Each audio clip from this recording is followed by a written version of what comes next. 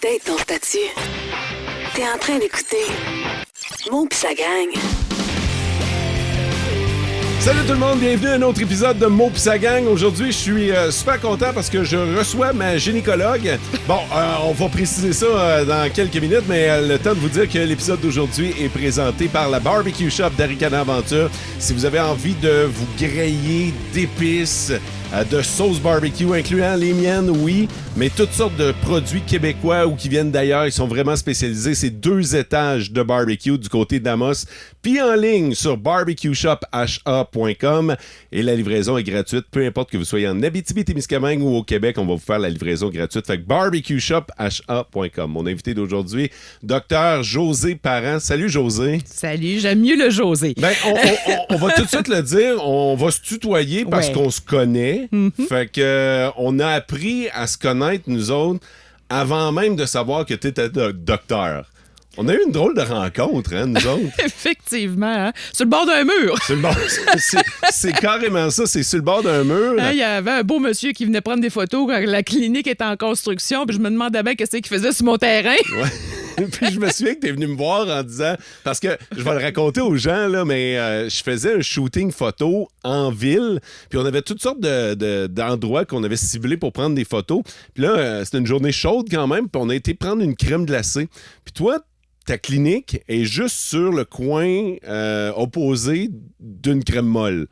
Ça, c'est bien plate pour mes enfants. Ouais, j'imagine. Pendant que maman finit de travailler, envoyer un petit 10$, puis on va chercher de la crème molle. Mais c'est ça. Fait que là, j'ai vu la nouvelle bâtisse qui était en train d'achever d'être construite. Puis là, t'avais des super beaux matériaux. Je trouvais ça noble. J'ai dit, hey, on va-tu prendre des photos là? Puis c'était fermé, c'était le soir. Puis c'est là que t'es arrivé. T'as décidé de faire de l'overtime ce soir-là, j'imagine. Là. Il faut croire, ça arrive des fois qu'on arrive le soir, mais... Je me suis fait surprendre.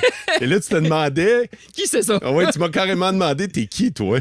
Jusqu'à temps que tu retrouves la bouche. Là, j'ai reconnu un son. Ah oui, c'est ta radio le matin. Ouais, c'est ça. Fait que ça a été notre rencontre. Puis t'as été super fine parce que tu m'as dit, écoute, dès que je retrouve mes clés, parce que t'avais perdu tes clés de la clinique, je te fais visiter. Exactement. Bon, fait que pour les gens qui ont jamais visité ta clinique, on peut peut-être la nommer. En fait, c'est la clinique Urogynéco de l'Abitibi. On a une clinique aussi Aphrodite, qui est de la médico-esthétique. Donc, on a développé tout ça, nous, suite à l'achat d'un laser pour de la médecine, qui nous permettait de faire de la médecine esthétique. Donc, ça nous a permis de descendre les coûts que les gens devaient payer pour avoir des soins médicaux avec le laser. Donc, ça nous a fait grandir l'offre de services qu'on pouvait offrir à la population ici. Et je suis aussi propriétaire d'une autre compagnie qui est de fil en pétales, qui est on fait des bijoux avec des perles de pétales de fleurs, donc des fleurs souvenirs. Donc, on a mis toutes ces entreprises-là là, sous le même toit, ce qui m'a permis d'avoir une hygiène de vie améliorée. Oui, j'imagine. Tu gères tout de la même place. Effectivement. On va commencer par parler de ta clinique, parce que là, tu as utilisé des grands termes qu'on n'a peut-être pas nécessairement tous compris. Tous les médecins, les nombreux médecins qui sont à l'écoute présentement, ils ont tout catché, mais nous autres, là, les clients, les passants, on sait pas c'est quoi qui se passe dans cette clinique-là, dans cette bâtisse-là. Ça a l'air comme bien mystérieux. C'est beau de l'extérieur, mais Caroline, que si on n'a pas traversé la porte, on sait pas ce qui se passe en arrière.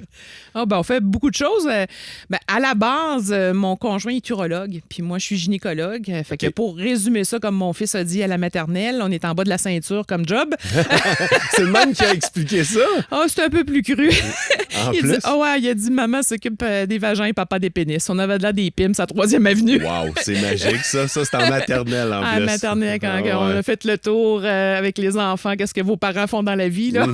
Ça fait des belles journées carrière, ça? Donc, c'est ça. Donc, c'est un peu comme ça aussi que j'ai rencontré mon conjoint. Là. Celle-là, j'aime bien la dire. Je l'ai rencontré parce que c'était mon stagiaire à la faculté de médecine. Oh yeah! OK, je ne savais pas ce bout-là. Ouais. Ben oui. Tu sais, parce que je sais que les deux, vous travaillez ensemble, vous avez chacun votre domaine d'expertise. Vous êtes les deux dans la même région, mais pas du même sexe. C'est ça. Fait que...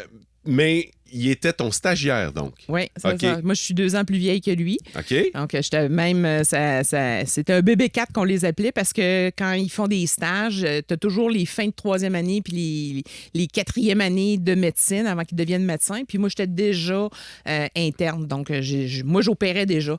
Puis, je peux le dire, là.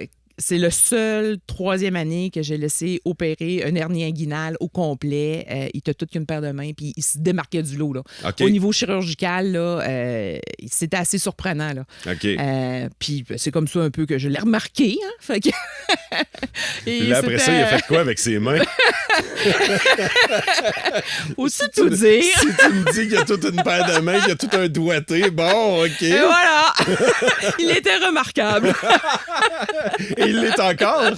Ben oui! Il a développé de l'expertise. Oui, ça fait quand même 30 ans. On a célébré notre 30e anniversaire C'est vrai. cette année. Oui, Bravo. au mois de janvier. Bravo. C'est ça. Fait qu'on s'est rencontrés comme ça à Sherbrooke. Puis après ça, ben moi, j'ai commencé à faire du remplacement un peu partout. OK. En région, parce que lui, il n'avait pas terminé son cours de médecine. Puis je venais faire du remplacement ici, puis je suis franchement tombée en amour avec les Abitibiens, là. Tu viens de quel endroit? Moi, Québec. OK. Puis lui? Thierry vient de Chicoutimi. OK. Et ben, tu sais, on était déjà aussi des gens, pas de grands centres, là. Fait qu'on aimait les régions. Puis quand je suis venue faire du remplacement ici, là, écoute, tout le monde se connaît, tout le monde se parle, tout le monde s'entraide. Puis pour en avoir été travailler ailleurs, là, franchement, c'est... Wow! Je suis vraiment tombée en amour avec les Abitibiens. Puis c'est pour ça que ça fait plus de 25 ans, nous, qu'on est ici, là. Puis on va plus que finir notre carrière ici. On va rester ici. On a l'Abitibi tatoué sur le cœur. OK. Là, tu es dans le privé, évidemment. Tu es dans le système privé. Non. Non, tu es dans le public. Ben oui. Alors, c'est un peu tout ce qui... Les gens sont très, très mêlés. Puis, je te dirais, régulièrement, les gens rentrent dans mon bureau, puis ils ressortent, puis ils me demandent... Combien ça coûte? Combien ça coûte? Ouais. Non, moi, je suis dans le système public. Là, OK. C'est récent que Thierry est rendu dans le système privé. Mais non, on a toujours été dans le système public. OK. Et puis, en fait, ce qu'il faut différencier, c'est le système public puis le système privé. Un système privé, c'est un médecin qui est désengagé de la RAMQ, de la Régie d'assurance maladie du Québec. Donc, il ne prend pas la carte et tu ne peux pas être dans les deux. Fait que tu fais comme médecin le choix d'accepter la carte de la RAMQ ou pas. Fait que si tu n'acceptes pas la carte de la RAMQ, tu es désengagé. Et là, tu dois payer. Si tu es dans le système de la RAMQ, la seule chose que le médecin peut facturer au client, c'est ce qui n'est pas couvert par le système public. OK. Donc, la médecine esthétique, malheureusement, des lasers pour des soins médicaux, mais ça, on est tellement rendu dans des soins de haute pointe à notre clinique qu'il y a des choses qui ne sont pas encore couvertes par la RAMQ. Donc, ça, on peut le facturer aux patients. OK, c'est comme ça que ça fonctionne. Là, Exact. je comprends la distinction de bord. OK. C'est ça. Fait OK. que là, tant que je suis dans le système public, je ne peux pas facturer les autres choses que ce qui est désassuré ou ce qui n'est pas assuré par le système public. Si je me désengage de la RAMQ, ben là, je peux facturer ce que je veux. Puis malheureusement, c'est ce qui arrive de plus en plus aux médecins, c'est que les frais de bureau, les frais de matériel dans les dernières années, tout augmente. Là, on le sait. Là. L'épicerie augmente. Ben, moi, le papier que j'achète, mes spéculums, toutes les tarifications augmentent. Puis mon salaire dans les 7 dernières années de la RAMQ diminue. Donc Pourquoi? Ben, c'est le gouvernement qui a fait des ententes avec la FMSQ. Et là, la tarification des médecins descend d'année après année. Puis la FMSQ, la Fédération des médecins spécialistes du Québec, était un peu d'accord avec ça, en autant que ces sommes-là qui étaient récupérées des médecins spécialistes retournent pour le système de santé, pas pour d'autres choses. Okay. Fait que là, ils ont développé des nouveaux services, puis c'est resté dans le système de la santé. Mais la tarification du médecin a descendu de façon significative, là, je te dirais, dans les dernières années. Puis nos coûts augmentent. Fait que ce qui arrive, c'est qu'il y a des médecins qui se disent, ben là, moi, je vais me désengager, puis je vais charger. C'est là qu'on a passé. Es-tu passé ou le projet de loi est en train d'être passé? Ça n'a rien à voir avec le projet de loi. Le 1 an, là, il faut que tu sois comme autonome financièrement pendant 1 an, c'est ça? Non, c'est pas dans le projet de loi 15, c'est de ce projet-là que tu parles. Écoute, je suis même pas certain. Là. J'entends des affaires. On entend beaucoup d'affaires, tu sais. Fait que c'est peut-être de ça, mais je sais que maintenant, si tu veux te désengager du système, tu peux pas y aller pendant 1 an, tu peux pas comme être à ton compte, c'est ça? Présentement, tu peux te promener d'un à l'autre. D'un à l'autre? Oui. OK, Tu fais facile juste de même. Facile de même. OK. Tu fais juste ordonner ton... il faut que tu avises la RAMQ que tu veux revenir, puis tu envoies des lettres, puis tu peux te promener d'un système à l'autre. Là. Ça t'est jamais passé par la tête de dire que tu allais passer au privé, tout simplement?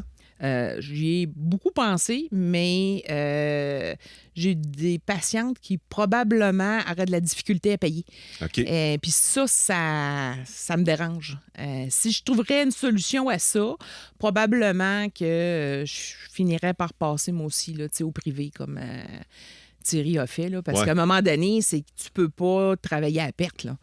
On a essayé de trouver toutes sortes de solutions antérieures, puis ça a comme jamais débloqué sur quelque chose. Là. Mais tu sais, on va se dire les vraies affaires. On a tout le temps l'impression que les médecins, c'est des gens qui gagnent beaucoup, beaucoup, beaucoup d'argent. Est-ce que tu vas me dire le contraire ou est-ce que tu gagnes bien ta vie, Josée? Là? Je gagne bien ma vie, Ouais. mais ça dépend toujours du nombre d'heures que tu mets. C'est vrai. C'est que ça dépend du tarif horaire que tu considères. Il y a d'autres gens qui font d'autres métiers, qui ont des heures de jour. Nous autres, on a des jours, des heures de soir, de nuit.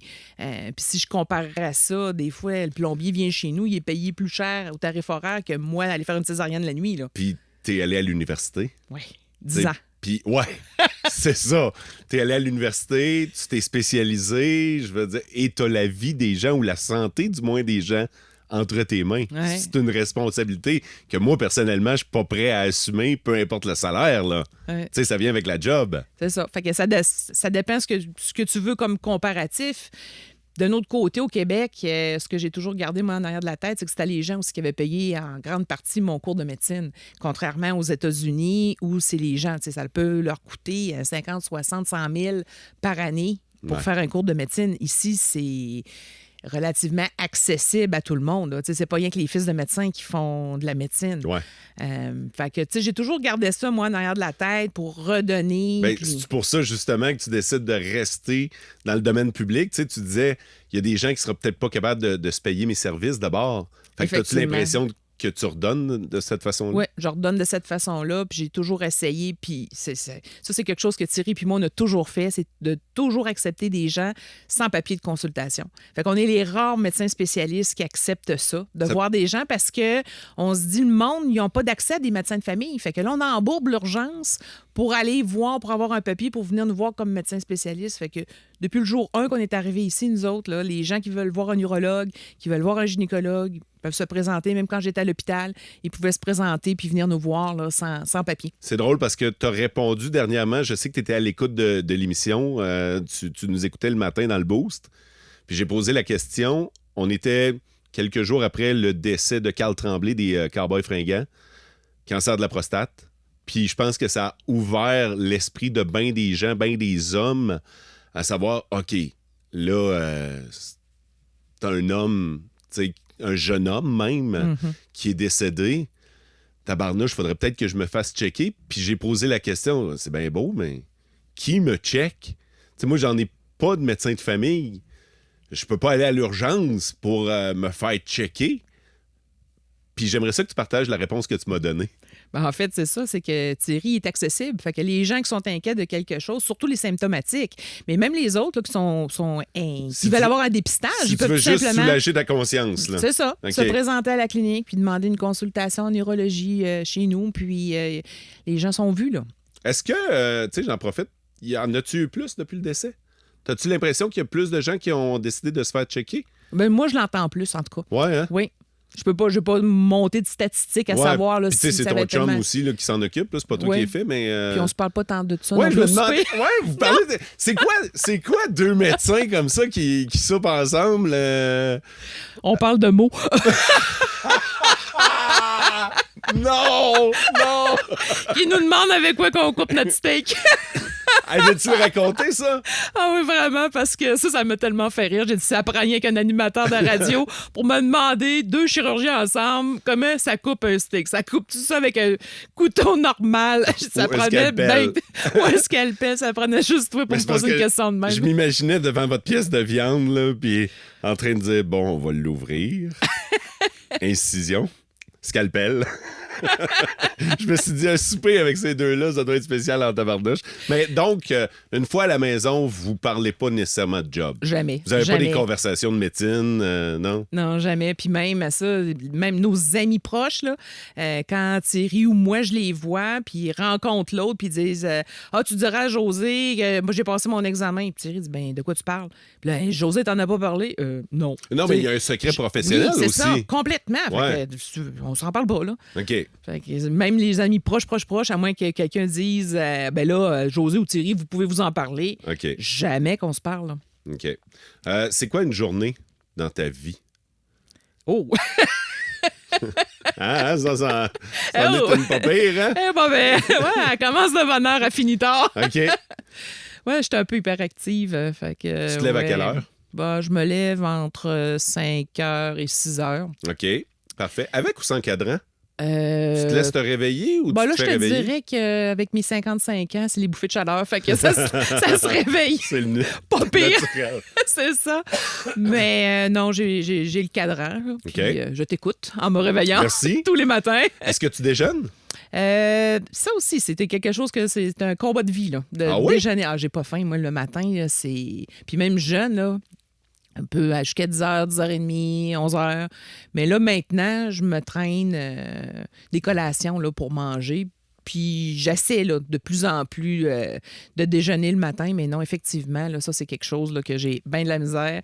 Je pars le matin, je réponds un petit peu au courriel, c'est les boîtes à lunch. Vous avez combien d'enfants? On en a 2. 2, OK. Parfait. Ouais, Quel âge? sont au secondaire 14 et 15 ans. OK, parfait. T'en vas-tu vers la médecine? J'ai une fille qui est en train de jaser de ça. Ouais. Mon gars, ben, c'est un gars normal. Fait que je suppose que ça en va. Fait que là, t'arrives au bureau. À quelle heure? Ben là, je vais porter mon fils. Moi, il est dans le sport vélo là, OK. à la Poly. Parfait. Vers 7h30, il est là. 8h, je suis au bureau. Et là, Là, ça commence. je commence à faire tous mes appels que j'ai pas eu le temps de faire la veille. Les dossiers. Des fois, j'ai des rajouts, des urgences. Fait que mes secrétaires sont très bien formés pour déceler les choses qui sont urgentes. OK. Fait que moi, je leur donne Parce des que- cours de formation. Quand on appelle, que c'est toujours urgent. Oui, mais On- les autres sont c'est- capables de faire Ouais, le tri. OK. Puis dans l'inverse aussi, il y a des gens qui pensent que c'est pas urgent. Puis là, mes secrétaires sont capables de déceler l'urgence. Ah oui, OK. Et ils vont les placer beaucoup plus rapidement. Donc, il me les place le matin comme ça, sous mon heure de dîner. Là. Mais ça, c'est la mission de Joanne Jobin, OK. ma directrice. Et elle, il faut comme me préserver mon heure de dîner. Là. C'est mon chien de garde pour protéger mon heure de dîner. Puis je pense qu'elle fait bien parce que si à un moment donné, on déjeune pas et on dîne pas, Ouais, là, c'est ça, là. c'est plus terrible pour une santé. Ouais, à un moment donné, là, docteur parent va avoir besoin de docteur. C'est ça. Fait que, là, j'ai une chance que j'ai ma Joanne dans ma vie. Là. C'est vrai, Donc, ça. Quand un docteur a besoin d'un docteur, comment ça se passe? il appelle un autre docteur. Tout simplement. T'as un bon carnet d'adresses. Généralement, Ouais. là, ça va assez bien sur le texto. Mais est-ce que tu t'auto-diagnostiques? Ah, ça, il faut pas faire ça. Ah non, ça, va c'est- sur Google à la place, puis écris tes symptômes, c'est beaucoup mieux. Exactement. Puis le pire, là, c'est que des anecdotes de docteurs, là, j'en ai une multitude, mais je peux parler de la mienne. Là, quand j'étais enceinte d'Élodie et que j'ai eu une pneumonie, puis que je dormais assis tellement j'étais congestionnée au niveau pulmonaire, puis j'étais rendue à avoir des antibiotiques intraveineux, puis je désaturais. Là. C'était pas très bon pour ma santé. Puis j'ai dit à Thierry, c'est juste parce que je suis enceinte, là. J'ai la bedaine qui m'écrase les poumons. Puis là, il me dit, ben coudonc, il dit, t'en as vu combien des patientes enceintes dormir assis pour être capable de respirer? Ouais. Ouais, peut-être pas tant que ça. Finalement, il y a peut-être d'autres choses. Effectivement, tu sais, j'étais due pour avoir des antibiotiques intraveineux, mais tu sais, c'est ça. Tu sais, on procrastine un peu. C'est le cordonnier mal chaussé. Un peu, oui. Ouais. Fait que ça aussi, il faut éviter ça, puis essayer de prendre soin de soi, parce que c'est ce que je dis aussi à mes collègues. Si tu ne prends pas soin de toi, tu n'es plus capable de prendre soin de tes patients, que tu veux continuer de prendre soin, puis aussi des gens que tu aimes le plus, ta famille. Ouais. Ouais, c'est important, ça. Ouais. T'as sûrement sauvé des vies, José? Bon, sûrement. Tu le sais pas? Ben oui, j'étais un peu courant. Oui. Ouais, OK. Oui. C'est quoi le feeling? Je te dirais que sur le moment, ben, tu fais ce que tu as toujours appris. C'est comme des devoirs. Là. Fait que, si quelqu'un est en arrêt respiratoire, ben, c'est lavé. Mais est-ce que tu peux nous mettre un peu en contexte sans nécessairement nous donner tout le pédigree du patient, mais comment ça s'est passé? Ben, Mettons une marquante, là. Ben, une marquante, oui. J'en ai quelques-unes, mais c'est tous des contextes. Puis je veux juste faire attention, pour pas que les gens s'identifient, là, mais je me rappelle une fois que le patient m'avait dit non, je suis prête à mourir. Puis c'était une jeune, très, très jeune, qui venait d'accoucher. Puis elle m'avait dit, moi, je suis prête à mourir. Puis non, tu ne me soignes pas.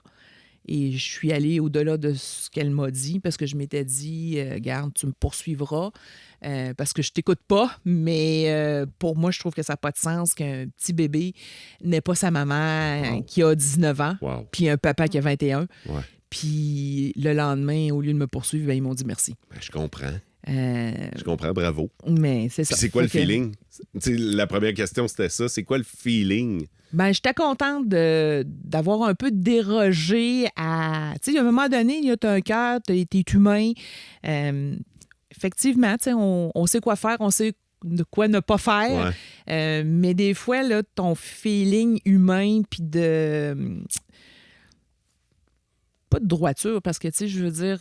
Tout le monde a un peu sa recette de vie, puis la tienne n'est pas meilleure que celle-là des autres. Mm-hmm. Mais à un moment donné, tu te dis, OK, ils ont toujours bien que 19 ans, là, ils n'ont peut-être pas l'expérience de vie de quelqu'un d'autre qui est plus vieux, puis ils vont peut-être le regretter après, tu sais. Donc, ça, pour moi, ça a été une fierté de savoir que cet enfant-là, qui est peut-être rendu dans une vingtaine d'années aujourd'hui, probablement encore ses parents, tu sais. Ouais. C'est hot comme histoire. Fait que t'as déjà fait des accouchements? T'as-tu déjà travaillé en urgence? À la salle d'urgence? Ouais. Ben, quand j'étais en médecine générale, là, avant de commencer à faire de la gynécologie, j'ai travaillé déjà dans une salle d'urgence. Mais je te dirais qu'une salle d'accouchement, c'est assez une salle d'urgence à peu près tout le temps. Ben, c'est une Parce double. que ça va toujours bien jusqu'à temps que ça aille mal. Ouais. Puis là, c'est pour hier. Oui. Oui, parce que t'as deux vies entre les mains. Là. Exactement. Puis le temps que. À la limite, t'as le père même, c'est toi qui le gères. Des fois, ils sont rasés à la terre, fait qu'on ne gère plus. Fait que là, t'as fait. Comment tu t'es dit, moi, je vais devenir gynéco? C'était en secondaire 4. Pour moi, j'aimais les accouchements. J'aimais. Secondaire 4? Oui, secondaire 4. Moi, je me suis dit, je veux m'en aller gynécologue. Puis dans mon bottin de secondaire 5, là, on a refait une retrouvaille il y a 25 ans. Puis c'était la mention que ceux qui animaient la soirée disaient, il y a rien que José qui a dit qu'est-ce qu'il voulait faire en secondaire 5 puis qui a vraiment fait ce qu'elle voulait. Là. T'as poursuivi ta voie. Oui. Tes parents, étais-tu médecin? Non, pas pantoute. Pas en tout? Non, c'était même pas des universitaires. Parce que, tu sais, des fois, tu peux te dire, OK, ils ont été influencés par les parents. Non, je voulais accoucher des bébés. Moi, j'aimais ça. Puis j'aimais les situations d'urgence. Moi, dans une situation d'urgence, j'ai toujours été capable d'avoir le sang-froid puis de réfléchir.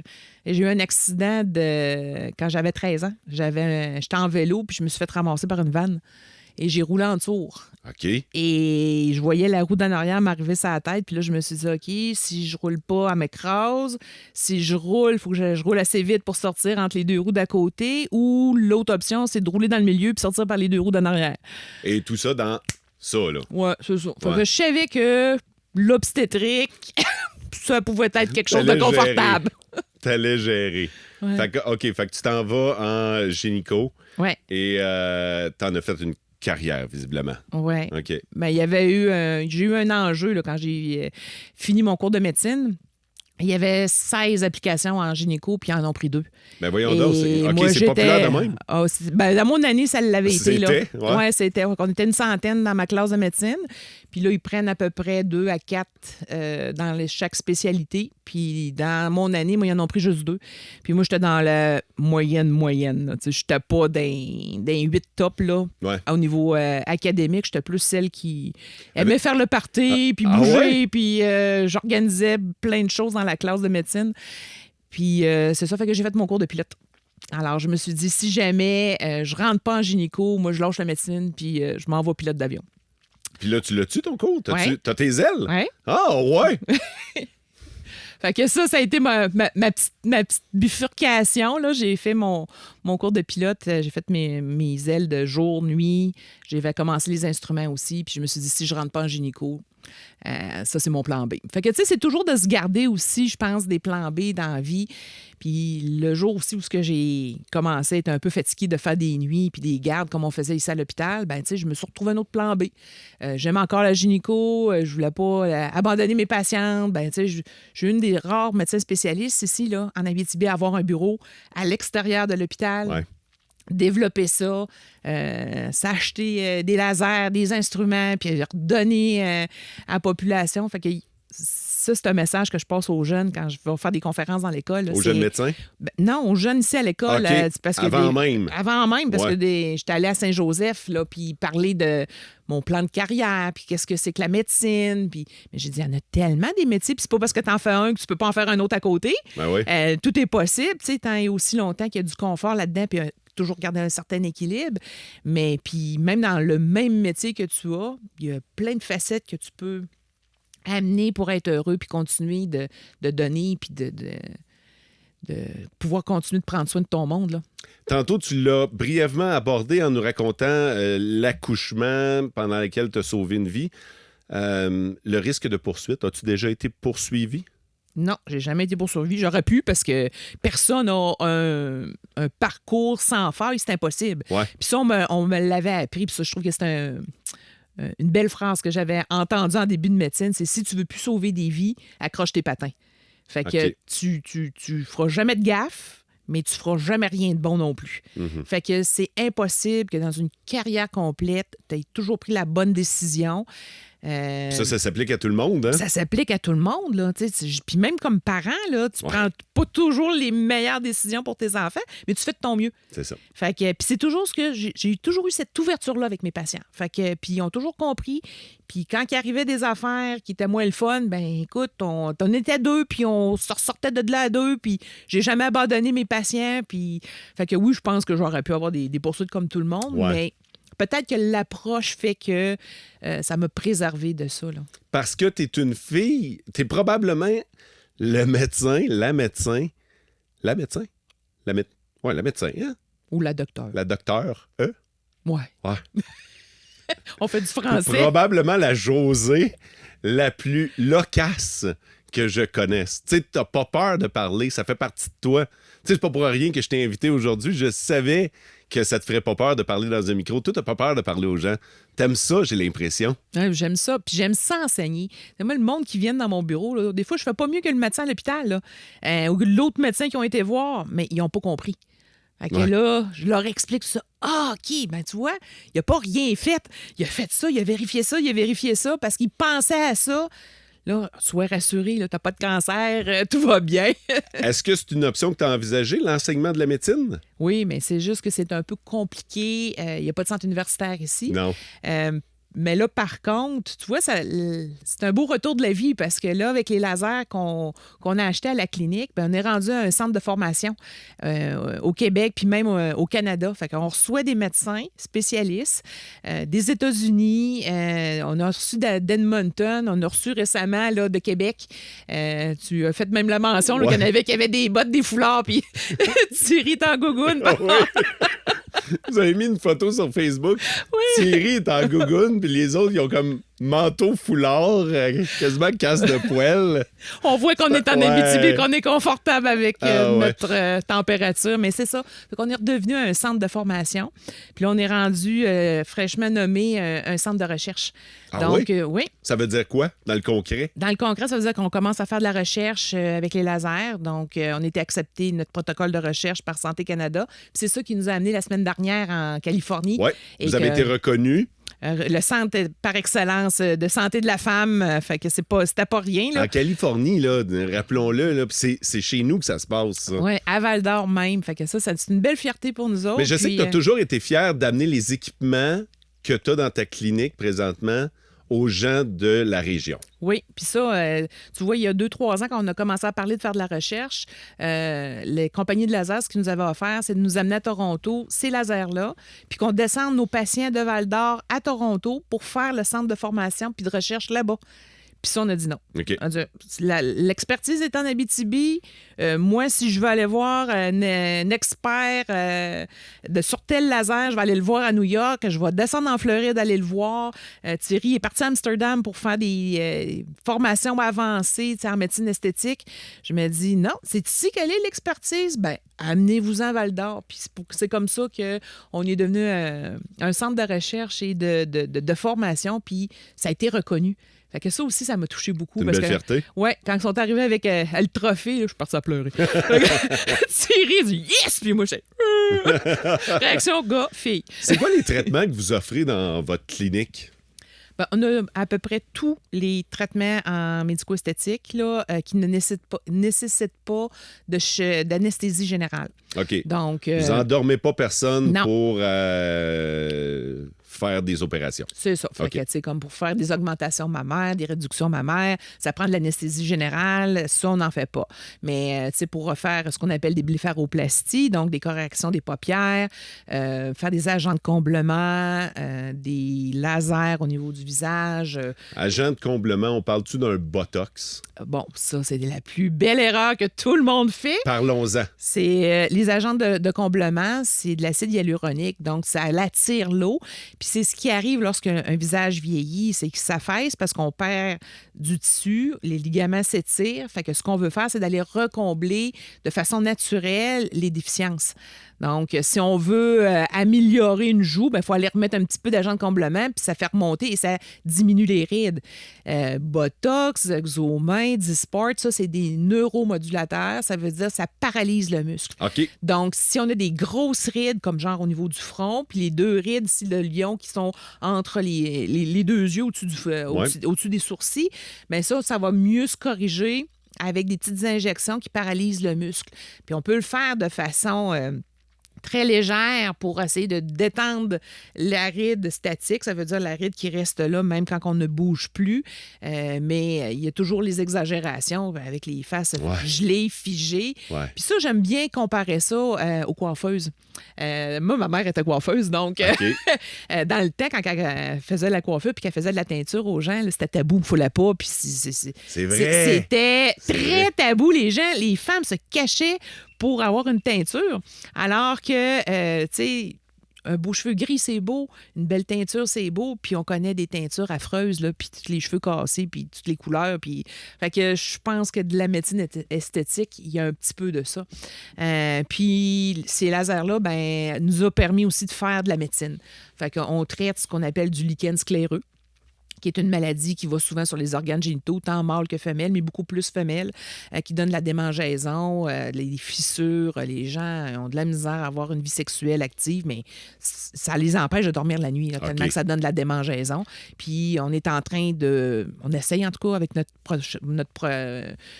recherche de prouver que c'est probablement une des solutions pour la guérir, parce que présentement, on n'a aucune solution autre que de mettre de la crème tout le temps, en continu, puis pour contrôler la maladie, mais on n'est pas capable de la guérir avec la crème. Je ne sais pas si on réalise là, à quel point, présentement, ce que tu viens de nous dire, c'est fou de savoir que c'est pas dans un laboratoire à Montréal ou à Toronto. Là.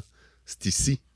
Puis, que... Quand on est allé en Californie, ils m'ont amené voir un gynécologue là-bas qui, lui, fait de la recherche aussi. Là. Puis, lui a commencé à faire du traitement de lichen au laser.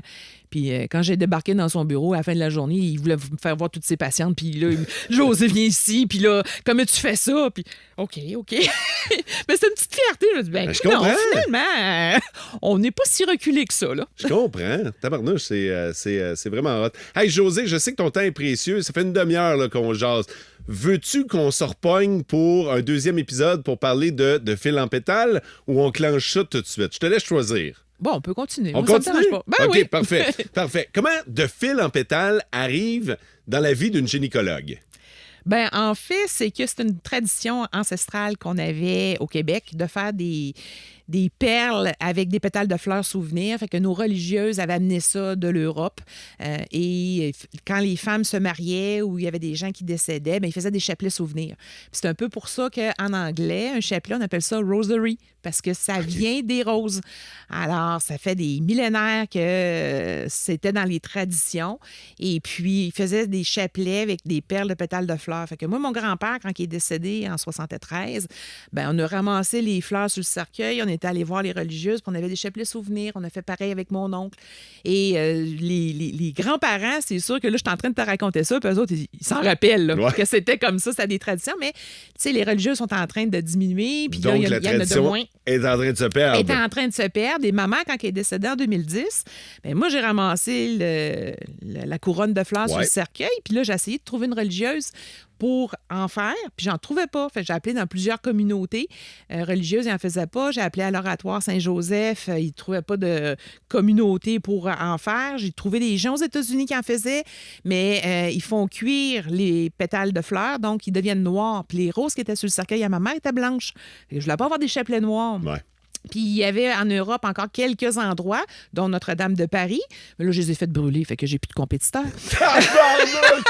Wow! Révélation. Ben oui! Non, c'est une joke. Oui! Là, c'est vrai, je vais avoir une poursuite. Et voilà, c'est dans le podcast de Mo pis sa gang que la première poursuite pour José Parent va arriver. On s'attendait pas à ça. Mais c'est ça, c'est qu'ils personnalisaient pas. Donc, je pouvais pas envoyer mes pétales. Eux autres, ils faisaient encore des chapelets en perles de pétales de rose, mais ils ne personnalisaient pas. Fait que mon père, qui avait une cousine qui était religieuse, a fini par me trouver une religieuse qui savait comment faire, mais qui en faisait plus. Seigneur, tu dois avoir envie de la séquestrer pour un week-end pour lui dire... C'est ça que j'ai fait. Ouais, hein? Non, mais c'est sûr que tu as dit, écoute, là, t'es dans les dernières, puis c'est en train de se perdre. C'est ça. Fait qu'elle me l'a enseigné, elle me l'a montré. C'est ça. Et là, je suis revenue à Val-d'Or. J'ai commencé à en faire, puis je faisais ça avec Dominique Marchand. OK, oui. Fait qu'avec Dominique, on faisait ça les mercredis soirs chez nous. Ben oui. Puis là, dans le sous-sol. Ben oui, dans la cave chez nous. Puis là, on faisait ça. Et là, ça s'est su que, ben là, allez voir, José a fait ça, des chapelets. Fait que là, ça débarquait à la clinique. Là, ça venait me porter des fleurs. Là, c'était Amos, Lassar, Rouen. Puis là, à un moment donné, à travers mes dossiers médicaux, moi, j'avais plein de pétales de fleurs. Le sous-sol était rempli. Puis des pétales importantes, là. Ben oui, c'était C'est ça, il y a un souvenir, là. Des gens, tu sais, qui avaient des mariages, des décès.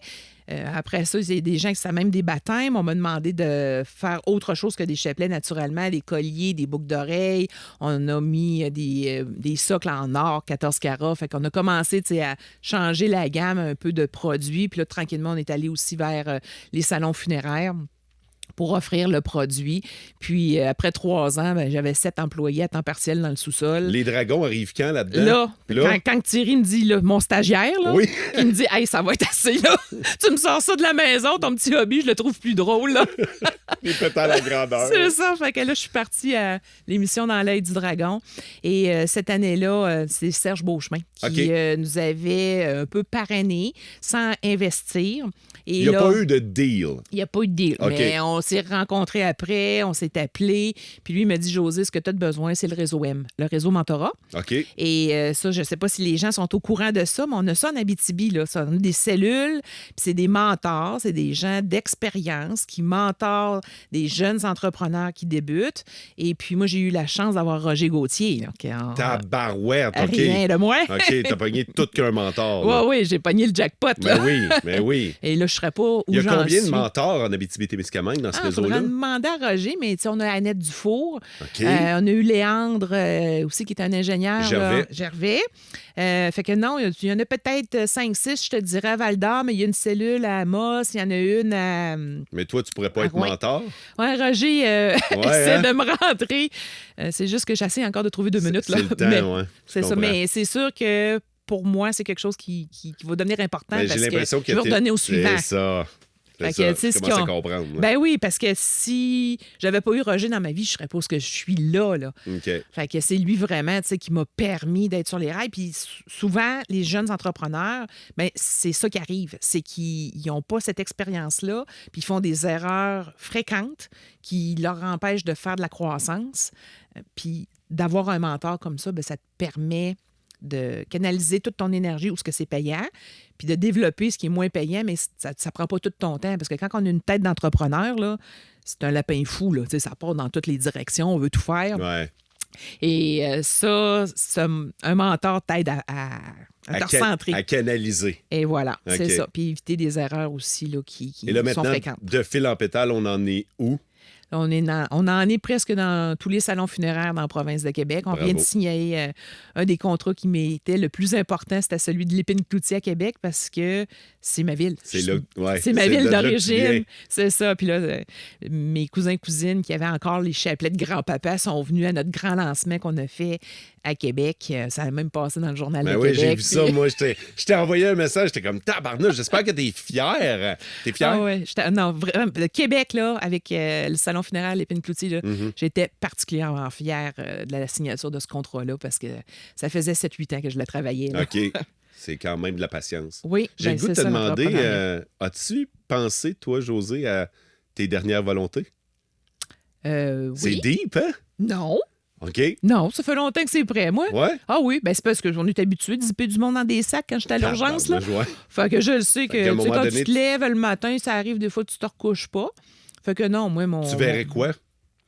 Sans tout nous dévoiler, mais ce serait quoi tes dernières volontés à toi? Moi, j'aimerais être incinérée. OK. Puis saupoudrée en avion, parce que j'ai mon petit côté pilote. Ouais. J'aime faire de la plongée sous-marine. T'aimes voyager. Pourquoi pas être sur un lac? OK. Plus que d'être confiné dans une petite boîte à quelque part. Fait qu'il n'y en aura pas de petite boîte. Ça serait pas. Non, ça va être saupoudré à certains endroits sur la planète. Effectivement. Ça serait vraiment mon souhait là, de... C'est ça. OK. Mais si je suis encore là, je m'organiserai pour dire hey! J'embarque dans l'avion! J'ai ça sur cassette, moi. C'est ça qu'elle voulait. C'est ça qu'elle voulait. C'est ça que. Hey, écoute, Josée, on n'aura pas dit pourquoi tu es ma gynécologue, alors les gens vont encore penser que j'ai un vagin. Mais on va laisser le mystère planer. Et voilà. Merci beaucoup d'avoir accepté l'invitation. On a des yels, on a toutes sortes de différences maintenant. Alors, tu as le droit d'avoir une barbe, c'est légal. Josée, merci beaucoup d'avoir pris ton temps. Je l'apprécie vraiment beaucoup et bravo pour ton succès. Puis de faire tout ça chez nous en Abitibi-Témiscamingue. C'est un honneur de venir te jaser ça. Merci, Mo. Merci d'avoir été à l'écoute. On se donne rendez-vous pour un autre mot pour sa gang et d'ici là, vivez heureux.